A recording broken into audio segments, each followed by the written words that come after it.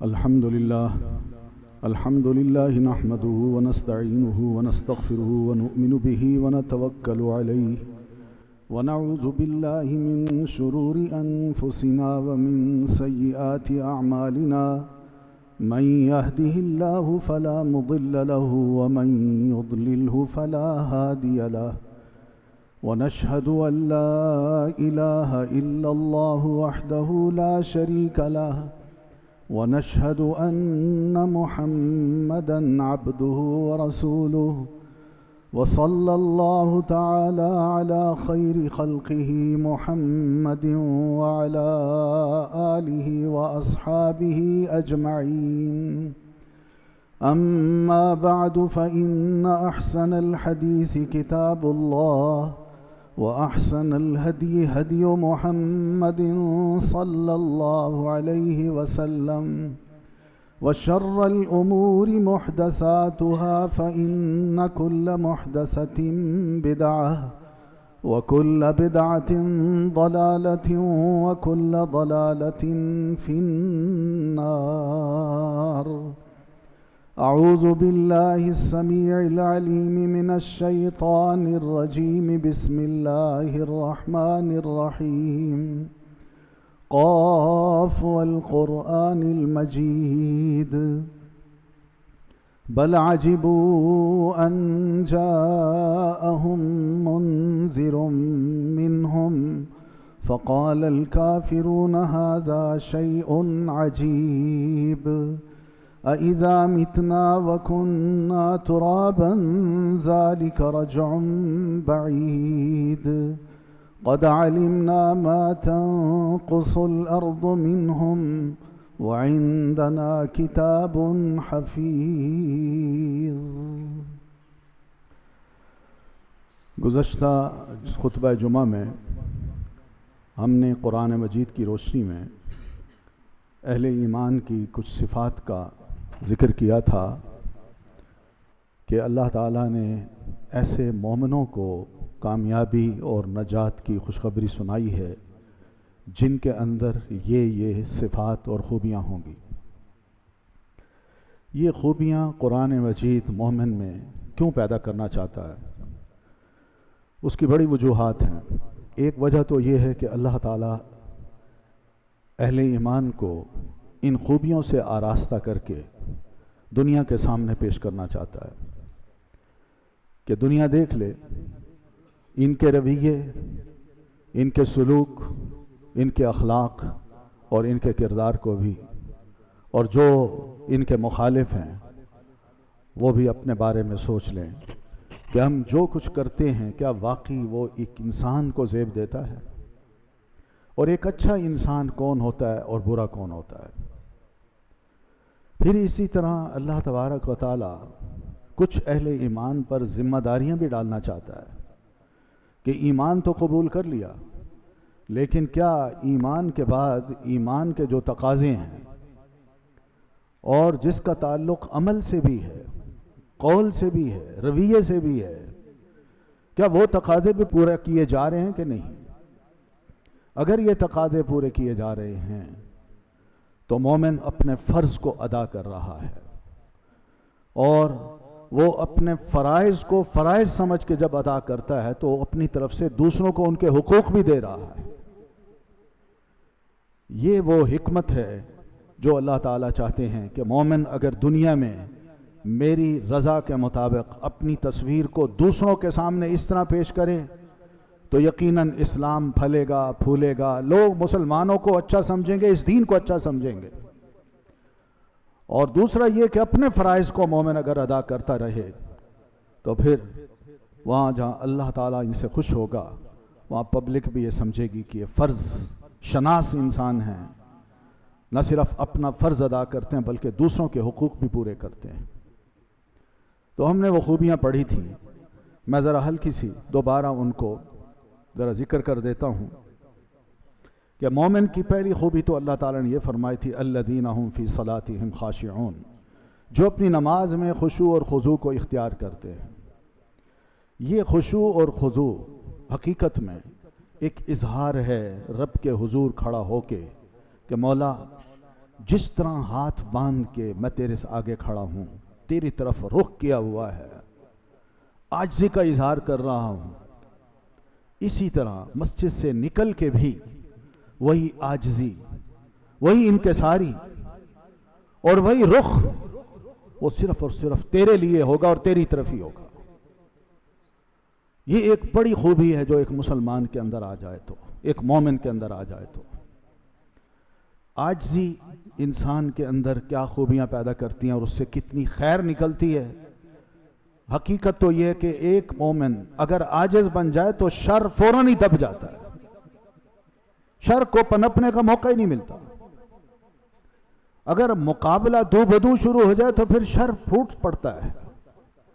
لیکن اگر مومن کے اندر یہ عاجزی ہو کہ اللہ نے مجھے منع کیا ہے کہ میں نے لڑنا نہیں، گالی کا جواب گالی سے نہیں دینا، میں اپنی طرف سے مسلم، اسلام، پیس، امن، اس کی دعوت دیتا ہوں دوسرے کو کہ دیکھ لو مجھے بھی اور اپنے آپ کو بھی۔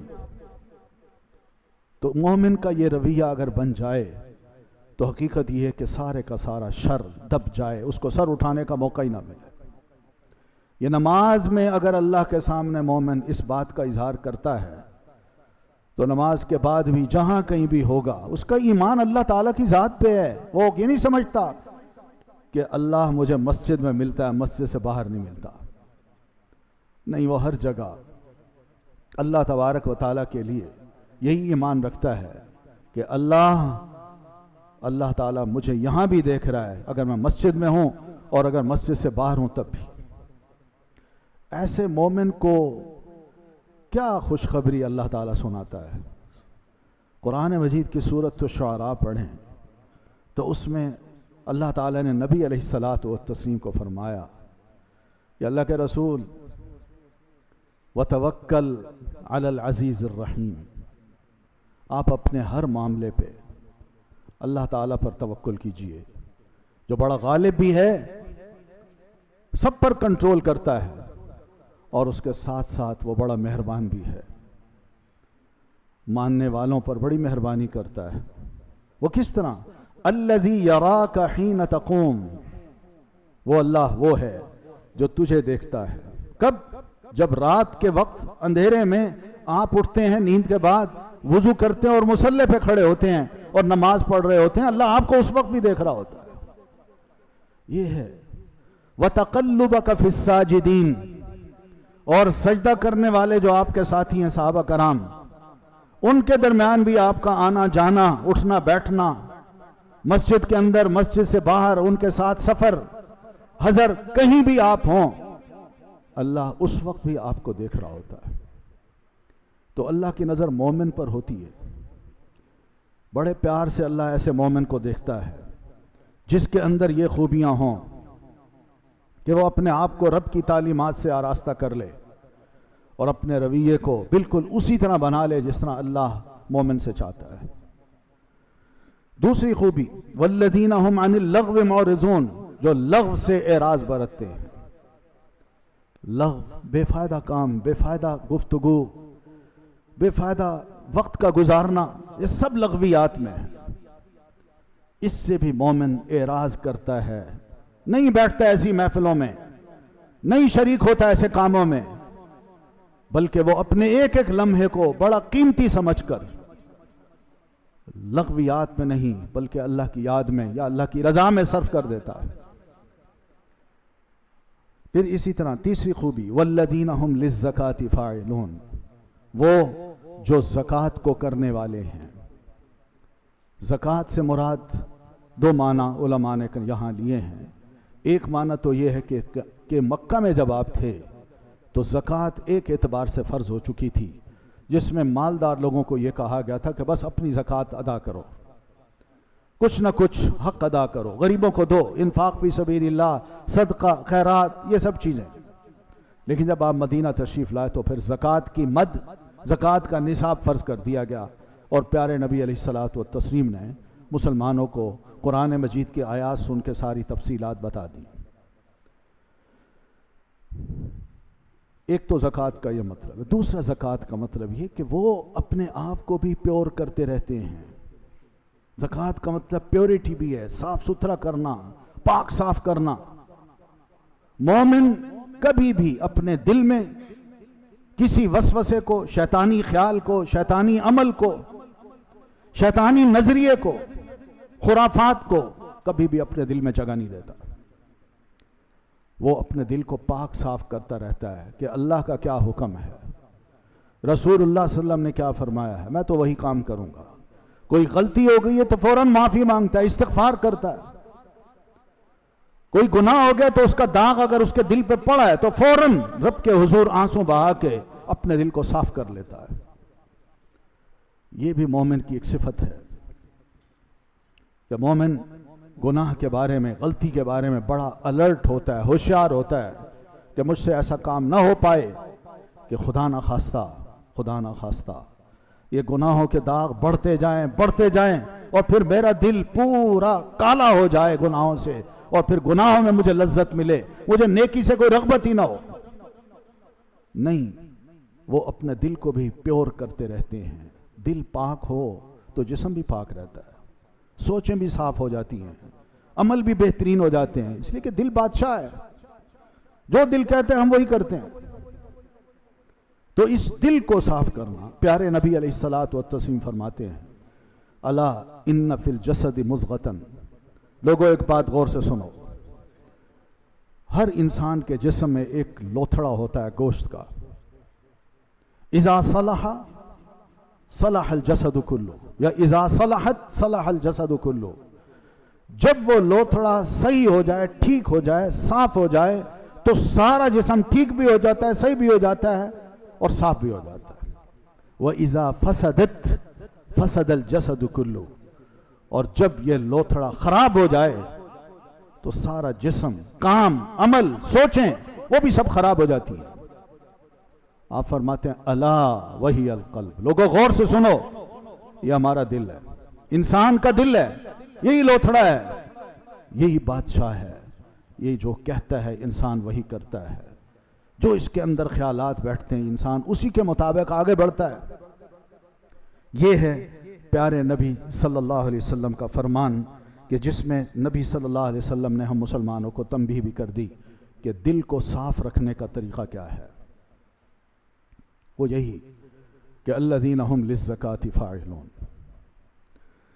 تو تین خوبیاں یہ بتائیں۔ چوتھی خوبی جو مومن میں بتا اللہ تعالیٰ نے چاہیے کہ مومن کے اندر یہ خوبی بھی ضرور ہو، اور وہ ہے والذین ہم لفروجہم حافظون، جو اپنی شرم گاہوں کی حفاظت کرتے ہیں۔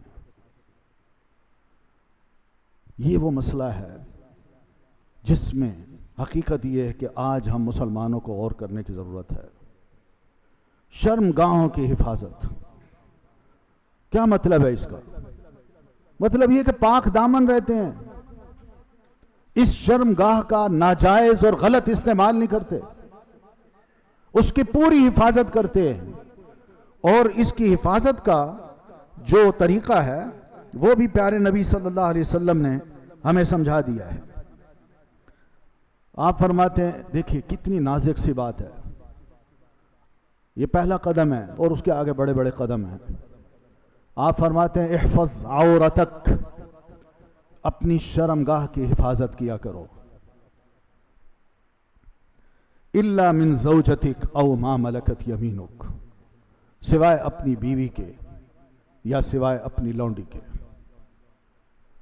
تو صحابہ نے عرض کی اذا کان القوم بعضهم فی بعض، کہ اللہ کے رسول ہم تو مل جل کے رہتے ہیں، تو ایسی صورت میں پردہ اٹھ جاتا ہے، انسان اپنی ہی شرم گاہ کو ڈھانک نہیں پاتا یا کبھی کبھی پردہ ہٹ جاتا ہے، تو پھر آپ نے فرمایا ان استطاعت الا یرینھا احد فلا یرینھا، جتنی بھی کوشش ہو سکے وہ کرو کہ تمہاری شرم گاہ کو کوئی نہ دیکھ سکے۔ اس نے عرض کی اذا کان احدنا خالیا، اللہ کے رسول جب ہم اکیلے ہوتے ہیں تو کیا اس موقع پر بھی ہم اپنی شرمگاہ کو چھپا کے رکھیں؟ کیا وہاں بھی ضروری ہے؟ اکیلا ہوتا ہوں، اکیلا۔ یہ دیکھیے مسلمان کا تقوی اور خوف یا حیا جو دین مسلمان کے دل کے اندر پیدا کرنا چاہتا ہے، نبی صلی اللہ علیہ وسلم اس موقع فرماتے ہیں اللہ احق ان یستحیا منہ من الناس۔ اور بھلے انسان تم صرف یہی سمجھتے ہو کہ میں اکیلا ہوں گا تو لوگوں سے بچا حیا کرنا ہوں، نہیں، اللہ زیادہ حقدار ہے کہ تم اس سے زیادہ حیا کرو، وہ تو تمہیں دیکھ رہا ہوتا ہے۔ یہ ہے تعلیم دین کی کہ اس حد تک احتیاط برتنی ہے، اس حد تک۔ باقی آگے کی جہاں تک باتیں ہیں کہ انسان اس کا اگر کوئی ناجائز استعمال کرتا ہے تو وہ مومن کی صفت اللہ تعالیٰ نے بتائی، وہ دین کی نظر میں ایک بڑا برا لفظ ہے، اور یہ برا لفظ قرآن مجید نے نہیں بولا، یہ یقین مانیے گا۔ اس برے لفظ کو ماضی میں یہودیت کے ہاں بھی، عیسائیت کے ہاں بھی، ہندو مت کے ہاں بھی بہت ہی برا سمجھا گیا ہے۔ ماضی کی جتنی بھی تہذیبیں گزری ہیں، انہوں نے جتنی بھی ترقیاں کی ہیں، مگر اخلاقی اعتبار سے، مذہبی اعتبار سے اور معاشرتی اعتبار سے اس کو بہت بڑا گناہ اور جرم سمجھا گیا ہے، جس کو کہتے ہیں زنا، کہ ایک ایسی عورت جس کا شوہر نہ ہو اور ایک آدمی اس سے زنا کرے، اس سے صحبت کرے، دین اس کو کہتا ہے زنا۔ ماضی میں بھی اس کی عبرت ناک سزائیں رکھی گئی ہیں۔ یہودیت کو پڑھیے، شروع میں تورات میں اس کا حکم ہے کہ اس کو سنسار کر دو۔ ہندو لکھتے ہیں کہ اس کی ناک کاٹ دو اور اس کو بھک سے اڑا دو، اشوک میں لکھا ہوا ہے۔ اور اس کے مرد کو جس نے اس کے ساتھ زیادتی کی ہے، اس کو لوہے کی گرم چارپائی پہ باندھ کے چاروں طرف سے آگ لگا دو۔ یہ دوسروں نے لکھی ہیں باتیں، ابھی تو قرآن مجید نے کچھ بھی نہیں کہا، لیکن اتنی بات کہی ہے، اتنی بات کہ والذین هم لفروجہم حافظون۔ اللہ سمجھتا ہے ہم انسان ہیں، ہمارے جذبات ہیں، ہماری خواہش ہے۔ عورت بھی ایک انسان ہے، اس کے بھی جذبات ہیں، اس کی بھی خواہشات ہوتی ہیں، لیکن یہ خواہش ایک جائز حدود میں رہ کے پوری کی جائیں تو کوئی قباحت نہیں، وہ دین اجازت دیتا ہے۔ جائز حدود یہ ہیں کہ صرف نسل کی حفاظت کی جائے، اس پہ بٹا نہ لگے، کہ حسب اور نسب پہ بٹا نہ لگے، بس یہ اتنا دھیان کرنا ہے۔ اور دوسری بات یہ ہے کہ حسب اور نسب پر جب بٹا نہیں لگے گا تو پھر عورت کا کوئی پروٹیکٹر ہو، وہ یہ نہ کرے کہ صرف اپنی خواہش پوری کرے اور چلا جائے، اور پھر اس کے بعد اس کے بچے کو سنبھالنے والا کوئی نہ ہو۔ حفاظت یہی ہوتی ہے کہ انسان جب ضمانت لیتا ہے کہ میں اس کو اپنی بیوی بنا رہا ہوں تو اس کے وہ جو بھی اللہ نے مجھے بچے دیے، یہ اکیلی نہیں پال سکے گی، بلکہ مجھے بھی اس کا ساتھی بن کے، کوئی ہمت کر کے، کوئی اپنی ذمہ داری لے کے مجھے بھی پالنا پڑے گا۔ یہ اصل تعلیم ہے دین کی۔ والذین هم لفروجہم حافظون، شرمگاہوں کی حفاظت، یہ بہت بڑا مسئلہ ہے آج ہمارے معاشرے کا۔ دنیا میں بہت کچھ ہو رہا ہے، اسی کی لہر، اسی کی ہوائیں، اسی کے اثرات اب ہر جگہ پھیل رہے ہیں۔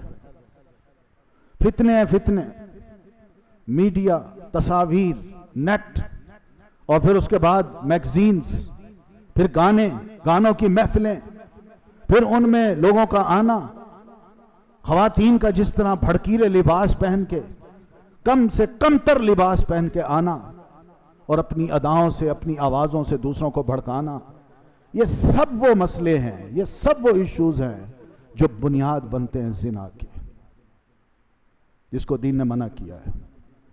وجہ یہی ہے کہ اس سے شرمگاہ کی حفاظت نہیں ہوتی، انسان گناہوں میں پڑ جاتا ہے۔ مومن ان تمام چیزوں سے پرے رہتا ہے۔ مومن کی صفت یہی ہے کہ وہ اپنی شرمگاہ کی حفاظت کرتا ہے۔ الا علی ازواجہم او ما ملکت ایمانہم فانہم غیر ملومین۔ ہاں، ان کو اجازت اللہ فرماتا ہے، میں دیتا ہوں کہ وہ اپنی شرمگاہ کا استعمال اپنی بیویوں پر کریں، اپنی لونڈیوں پر کریں۔ ایسی صورت میں میری طرف سے ان پر کوئی ملامت نہیں، میں ان کو برا نہیں سمجھوں گا، بلکہ اجازت دیتا ہوں۔ یہ ہے ہمارا دین۔ وجہ یہی ہے کہ دین یہ چاہتا ہے کہ ایک مسلمان ایک اچھی شخصیت، شریف انسان کی طرح زندگی گزارے، اور شرافت اسی میں ہے کہ انسان کا جو بھی تعلق اگر کسی عورت سے ہے تو معاشرے کا جو ایک معروف طریقہ ہے جس کو لوگ اچھا سمجھتے ہیں، دین بھی اچھا سمجھتا ہے، اس طریقے کو اپنائے۔ معاشرے میں کوئی پسند نہیں کرتا، کوئی باپ اس بات کو پسند نہیں کرتا کہ میری بیٹی کو کوئی بھگا کے لے جائے اور جا کے کہیں نکاح کر لے، اس کے بعد مجھے پتہ چلے کہ اس کا نکاح ہو گیا۔ کوئی اس کو پسند نہیں کرتا۔ یہ معروف طریقہ نہیں ہے۔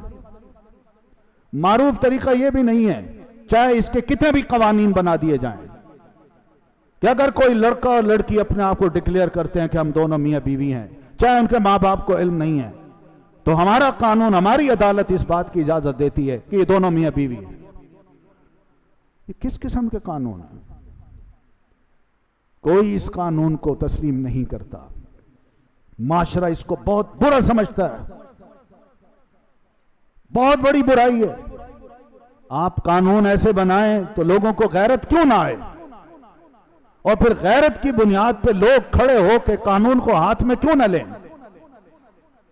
اور پھر وہ قتل کا، ایسے ایسے جرائم کا ارتکاب کیوں نہ کریں۔ اس لیے ایسے قوانین جو انسانوں کے بنائے ہوئے ہیں وہ صحیح نہیں ہے، درست نہیں ہے، غیر فطری قانون ہے۔ قانون وہ بنائیے جو لوگوں کو سمجھ آئے، اور اللہ تعالیٰ نے وہ قانون دے دیا ہے۔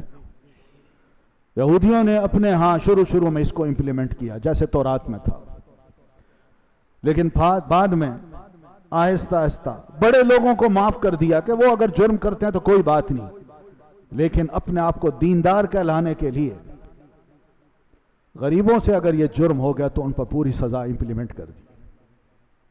آج افسوس کی بات یہ ہے کہ ہمارے قوانین ایسے ہیں کہ بڑا آدمی کو جرم کرے تو اس کی حمایت میں بھی بہت سے لوگ بولتے ہیں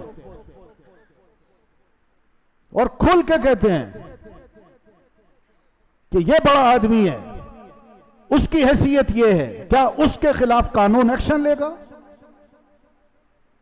نبی علیہ الصلوۃ والتسلیم نے اس سلسلے میں جو بات ارشاد فرمائی وہ ہم سب کے لیے، کوئی شاہ ہو یا گدا ہو، امیر ہو یا غریب ہو، سب کے لیے نبی علیہ الصلوۃ والتسلیم فرما رہے ہیں کہ آج مجھے سفارش لائی جا رہی ہے فاطمہ بنت قیس کی کہ یہ چوری کر چکی ہے اور شریعت چاہتی ہے کہ اس کا ہاتھ کاٹا جائے، اور مجھے کہا جا رہا ہے کہ اس کا ہاتھ نہ کاٹیں، اس لیے کہ قریشیوں کی ناک کٹ جائے گی۔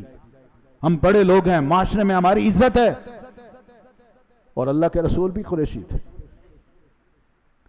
نبی علیہ الصلوۃ والتسلیم نے فرمایا یاد رکھو، میرے پاس تم سفارشیں لاتے ہو اور اللہ کی قائم کردہ حدوں میں تم سفارشیں کرتے ہو کہ اس کو امپلیمنٹ نہ کیا جائے۔ سنو، واللہ ان فاطمہ بنت محمد لو سرقت لقطعت یدہا، اگر میری بیٹی فاطمہ بھی چوری کرتی تو میں اس کا بھی ہاتھ کاٹ دیتا۔ یہ قوانین ہیں جو دین چاہتا ہے کہ انصاف ملے لوگوں کو۔ آج ہم خود ان قوانین کو جو انصاف کے قوانین ہیں ان کے خلاف بولتے ہیں، اور پھر یہی دعویٰ کرتے ہیں کہ ہم قوم کے بڑے مصلح ہیں، ہم بڑے خیر خواہ ہیں۔ دین نے اس بات کی اجازت بالکل نہیں دی۔ دین نے اتنا کہا ہے الا ما ملکت ایمانکم فانہم غیر ملومین، اور پھر صاف فرمایا فمن ابتغى وراء ذلك فاولئک هم العادون، اور جو اس طریقے کے علاوہ کوئی اور طریقہ اختیار کرے گا، اپنی شرمگاہ کا استعمال اپنی بیوی یا اپنی لونڈی کے علاوہ کسی اور کے لیے استعمال کرے گا یا کسی بھی طریقے سے استعمال کرے گا، اللہ فرماتے ہیں فَأُولَئِكَ هُمُ الْعَادُونَ، ایسے لوگ میری نظر میں عادون ہیں۔ علماء نے اس کا مطلب لکھا ہے میری نظر میں یہ زانی ہیں، یہ بہت بڑے مجرم ہیں اخلاقی۔ اور ان دونوں طریقوں کے علاوہ کون سا وہ طریقہ ہے جو انسان اپنا کے رب کی نظر میں بڑا مجرم بنتا ہے، زانی بنتا ہے؟ وہی ہے کہ غیر منکوحہ عورت سے انسان اپنا تعلق قائم کرے۔ اور ہاں اس کا ایک مطلب یہ بھی ہے، جس کو ویسٹ پروموٹ کر رہا ہے اور ہم مسلمان بھی آج کل تھوڑی تھوڑی باتیں کرنا شروع کر رہے ہیں، ہومو سیکشوالٹی، کہ انسان گے بن جائے یا عورت لیزبین بن جائے، یہ سب غلط طریقے ہیں استعمال کے، اپنی شرمگاہ کے استعمال کے، سب غلط طریقے ہیں۔ انہی کو دین کہہ رہا ہے وَمَنِ ابْتَغَىٰ وَرَاءَ ذَلِكَ فَأُولَٰئِكَ هُمُ الْعَادُونَ، جو ان راستوں کو چھوڑ کے کوئی اور راستہ اپنائے گا وہ سمجھے کہ میں نے حد کو کراس کیا، جو اللہ تعالیٰ نے میرے لیے ایک باؤنڈری بنا دی تھی کہ میں اس لمٹ کے اندر رہوں، میں اس لمٹ کو مان نہیں رہا بلکہ میں اس کو کراس کر رہا ہوں۔ یہ وہ مسلمان ہے جس کو اللہ دیکھنا چاہتا ہے۔ یہ جسم میرے پاس ایک امانت ہے، کس کے لیے؟ آنے والی بیوی کے لیے، اور وہ بیوی جو ابھی بیوی نہیں بنی، اس کا جسم بھی اس کے پاس ایک امانت ہے، کس کے لیے؟ آنے والے شوہر کے لیے۔ بس اس میں کہیں خیانت نہ آنے پائے۔ شادی شدہ ہو کے بھی اگر میں کوئی غلط کام کرتا ہوں تو جہاں اللہ کو دھوکہ دے رہا ہوں وہاں اپنی بیوی کو بھی دھوکہ دے رہا ہوں، معاشرے کو بھی دھوکہ دے رہا ہوں، نظریں چھپا رہا ہوں، اپنی نظر میں مجرم ہوں، اور جانتا ہوں میرا رب بھی مجھے جان چکا ہے کہ میں نے ایک گھناؤنا جرم کیا ہے۔ مگر میں اگر اس امانت کا پاس کروں اور عورت بھی اپنی اس امانت کا پاس کرے تو سوچئے، ایک امین کو اس کی امانت پہنچانا، جس کا حق ہے اس تک پہنچ جانا، کتنی بڑی دیانتداری ہے، کتنی بڑی دیانتداری ہے۔ اس دیانتداری کی وجہ سے اللہ ایسے شخص کو مومن قرار دیتا ہے اور اس کو فرماتا ہے قد افلح المؤمنون، یقیناً ایسے مومن کامیاب ہو گئے دنیا میں بھی اور آخرت میں بھی۔ یہ ہیں ہلکی پھلکی تعلیمات، مگر حقیقت یہ کہ اس کے بڑے گہرے اثرات ہیں ہماری اپنی زندگی پر بھی، ہماری اپنی اخلاقیات پر بھی، ہمارے اپنے دین پر بھی، ہماری اپنی نیکسٹ جنریشنز پر بھی، اور ہمارے معاشرے پر بھی، ہماری تہذیب پر بھی اور تمدن پر بھی۔ اگر ان کو اپنا لیا جائے تو کیا ایک مومن دوسرے کے لیے ایک رول ماڈل نہیں بن سکتا؟ واقعی رول ماڈل بن سکتا۔ آج ویسٹ میں کہیں بھی چلے جائیں، جہاں یہ خرابی آ گئی ہے زنا کی، اور جس کو خرابی سمجھا ہی نہیں جا رہا بلکہ ایک سٹیٹس بن گیا ہے، ایک سٹیٹس بن گیا ہے۔ آج حقیقت یہی ہے کہ عورت جس کا نام لیا جاتا ہے کہ وہ بڑی مظلوم ہے، وہ اس اعتبار سے بڑی مظلوم ہے، ورنہ خاندانی اعتبار سے الحمدللہ مسلمانوں کا جو خاندانی نظام ہے اس میں جو مضبوطی ہے، اس میں جو عورت کو پروٹیکشن حاصل ہے، وہ شاید اس وقت دنیا کے کسی نظام میں بھی نہیں ہے، چاہے اس کے کتنے ہی نعرے لگائے جائیں، کتنی ہی اس کی دعوت دی جائے، لیکن حقیقت یہ ہے کہ اس گناہ میں پڑھ کے، اس دلدل میں پڑھ کے عورت گھر میں بیٹھ کے، علیحدگی میں بیٹھ کے کراہتی ہے، وہ اپنے اس دکھ اور درد کو، اپنی اس آواز کو کسی کو سنا نہیں سکتی، اور نہ ہی کوئی سننے والا ہے، اور نہ ہی کوئی اس کے ساتھ ہمدردی کرنے والا ہے۔ یہ اسلامی ہے جو ایسی عورتوں کو بھی پروٹیکشن دیتا ہے اور مردوں کو سمجھاتا ہے کہ تم مومن بنو، تم اپنی حفاظت کرو، اپنی بھی اور اپنی بیوی کی بھی۔ یہ پروٹیکشن اگر ایک مسلمان دنیا کو دکھا دے تو واقعی ہمارا دین دوسروں کو خوبصورت نظر آئے، ہمارے قرآن کو وہ پڑھیں، ہمارے رسول اللہ کو وہ اچھا سمجھیں۔ کچھ ہماری اپنی غلطیاں بھی ہیں جن کی وجہ سے ہمارے اپنے اعمال، ہمارے اپنے کام، ہمارے اپنے رویے، ان کو دیکھ کے دنیا ہم سے ذرا پرے ہٹتی ہے۔ حقیقت یہ ہے کہ اس وقت انسانیت کراہ رہی ہے، وہ خوبیوں کی تلاش میں ہے، اور یہ خوبی جب ہمارا ایمان ہے کہ اللہ تعالیٰ نے یہ ساری خوبی ہمارے دین میں رکھی ہے، تو پھر خامی کہاں ہے؟ خامی پھر ہم لوگوں میں ہے جو اس کے نام لیوا ہیں۔ ہم اگر اس خوبی کو لوگوں کے سامنے پیش کریں جو خوب سے خوب تر کی تلاش میں ہیں، تو انہیں کون سی دیر لگے گی کہ اس اسلام کو قبول نہ کریں، اس کو کیوں نہ مانیں۔ آج ضرورت اس بات کی ہے کہ دین کی ان خوبیوں کو ہمارا پڑھا لکھا مسلمان بھی اور جاہل بھی اپنائے، کوئی بھی اس میں کیٹیگریز نہ ہو، سب مسلمان اپنے آپ کو برابر سطح پر رکھ کے دین کو لیں اور اس دین کو عملی طور پر اپنے معاشرے میں پیش کریں، جو دنیا جب دیکھے اس کو تو مانے کہ ہاں یہ ہے وہ چیز جس کے لیے آج ہم پیاسے ہیں، اور اسی دین کو اپنا کے ہم اپنی پیاس کو بجھا سکتے ہیں۔ حقیقت یہی ہے۔ وقت ہے بڑی تیزی سے گزر رہا ہے، ہم بھی تیزی سے گزر جائیں گے، پتہ نہیں چلے گا، سب کچھ یہیں رہ جائے گا۔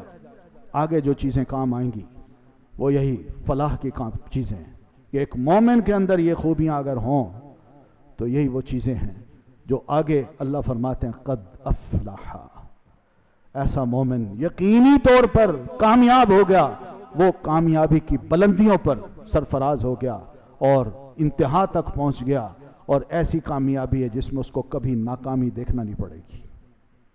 اللہ تعالی ہم سب مسلمانوں کو اسی کی قسم کی کامیابی سے ہمکنار کرے اور ہمیں توفیق دے کہ ہم قرآن مجید کا وہ مومن جو اللہ کو مطلوب ہے اس طرح اپنے آپ کو بنانے کی کوشش کریں۔